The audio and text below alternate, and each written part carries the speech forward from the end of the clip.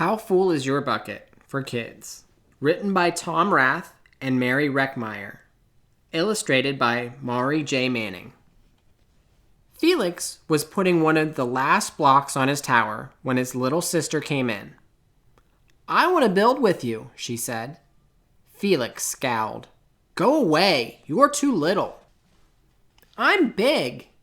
"Stay back. You'll knock it over." "I can be very careful." "Go play with your baby toys, Anna." "Grandpa!" Grandpa shook his head. "Felix, you just dipped from your sister's bucket."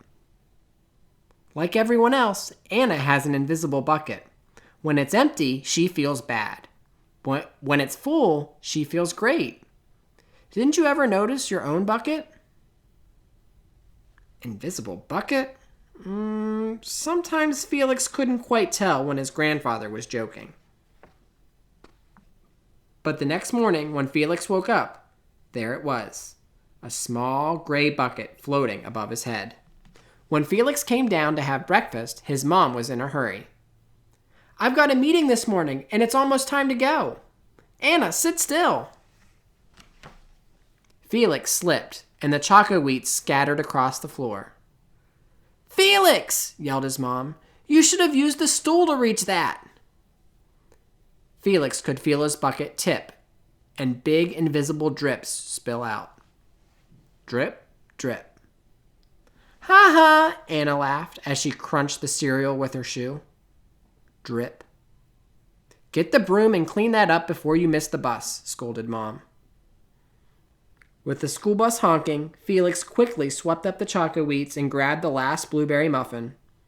But before he could even take one bite, Buster jumped up and grabbed the muffin from his hand.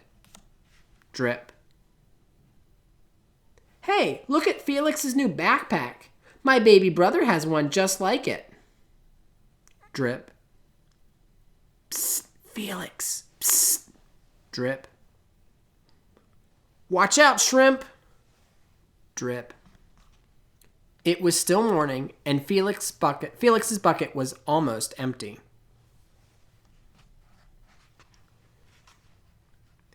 As he watched his classmates walk into the room, he secretly hoped they would trip and fall.